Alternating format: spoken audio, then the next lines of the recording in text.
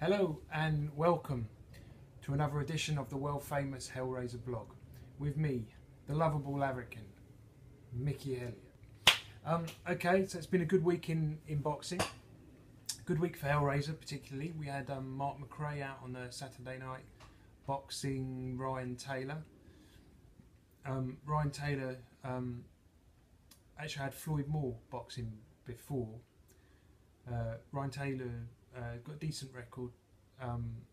Unfortunately, he boxed. I mean, fortunately for me, but previously he boxed Floyd Moore. I mean, who stopped him in early live on Sky as well.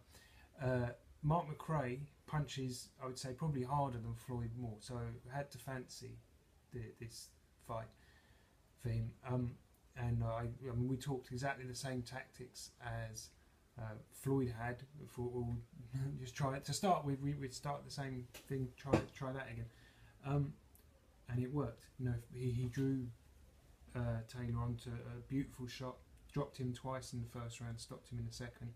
So well done, Mark McRae, because he goes out. You know, he's out next week. He'd go out and fight someone else again. He boxes non-stop, and to go and get a win every now and then, it does him a disservice that he gets, I suppose, underrated because he loses so often. The reason he loses is because he boxes so often. You know, if you've got 6 weeks to prepare for a fight, that's different to boxing every week, and he's in the gym ready all the time, just waiting for that phone to ring and go and box. Boxing again this Saturday. Well done, Mark. The main thing this week that's really captured my interest has been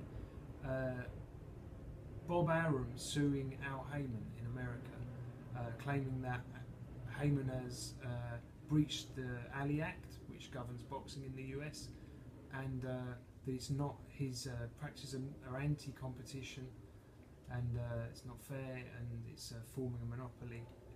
From my point of view, I've got to say, I mean, look, to have this promoter over in America, he's just signed Frampton apparently.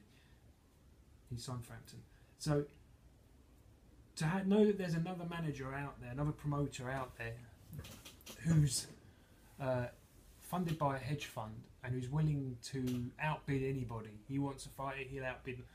Well, to me that's sort of healthy for the business, because it means more business coming. It means the fighters are getting paid more. And also it lets, for example, promoters here, if we have just one, like we have Eddie Hearn, who has Sky, then we have Frank Warren, who has Box Nation.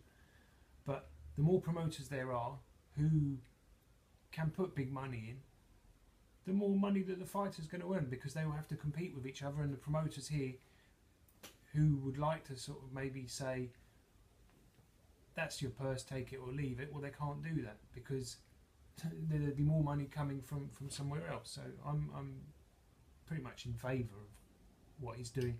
Probably get some stick from some people in boxing because of that, because his practices maybe are not in line with how boxing has been run for a long time. He's revolutionising it a little bit, or trying to revolutionise it, change it all, and people don't like that. They like what they're used to, and it'd be very interesting to see how he monetises it, because he's got a hedge fund backing him. He's spending a huge amount of money getting a position in the market, and how he's going to monetise that once he's got it remains to be seen. Because previously, before, TV stations always paid to the promoter a budget for the fights.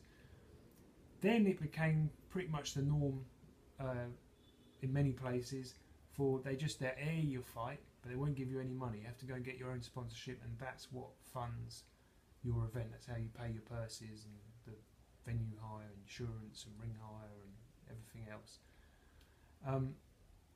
What I believe Al Heyman's doing is actually buying chunks of airtime with different channels and putting it on free-to-air television to get boxing back into the mainstream again. I mean, that has to be good for our business, our sport. Although if the stations then believe that it's the norm, that people should just buy airtime or else we won't show it, that's not good for the business of boxing, because TV stations then will expect it for nothing, or they won't give us anything, and any airtime, and then I think we could have a problem. But look, boxing generates high viewing figures, really good viewing figures. So any TV executive who wants high viewing figures, which most of them do because that's how they get advertising, need to call a boxing promoter like me. Okay, so be interesting because he's suing Al Heyman. We'll see two things that would be interesting. Firstly, will his lawsuit be successful? I've got a feeling that it won't.